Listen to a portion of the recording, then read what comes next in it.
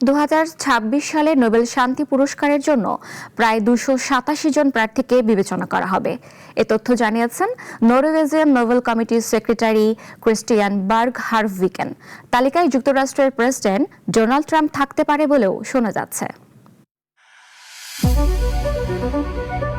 Nobel কমিটির secretary Cristian বার্গ হারভিকেন বৃহস্পতিবার এক সাক্ষাৎকারে জানান, চলতি বছরের মনোনয়নের তালিকায় 208 জন ব্যক্তি এবং 79টি সংস্থা রয়েছে। গত বছরের তুলনায় এবার অনেক বেশি নতুন প্রার্থী রয়েছেন।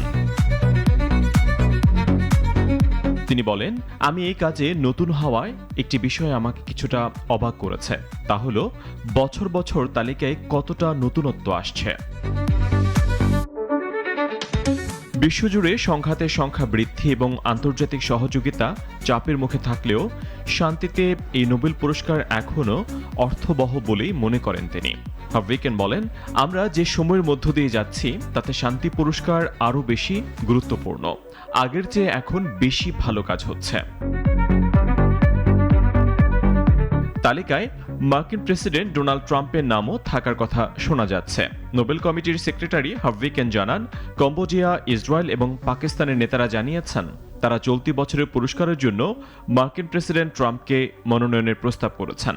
তবে ট্রাম্প মনোনয়ন পেয়েছেন কি না সেই বিষয়ে কোনো মন্তব্য করেনি নোবেল কমিটি। হারভিকেন বলেন, কাউকে মনোনীত করার মানেই যে পুরস্কার প্রদানকারী সংস্থার অনুমোদন পাওয়া তা নয়। নোবেল কমিটির সদস্যরা ছাড়াও বিশ্বের হাজার হাজার মানুষ পুরস্কারের জন্য কারো নাম প্রস্তাব করতে পারেন।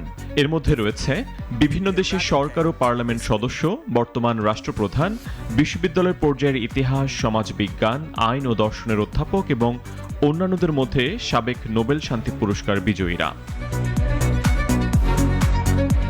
এবছরে সম্ভাব্য নোবেল শান্তি পুরস্কার বিজয়ীদের তালিকায় বাজি ধরার ওয়েবসাইটগুলোতে বেশ কিছু নাম উঠে এসেছে।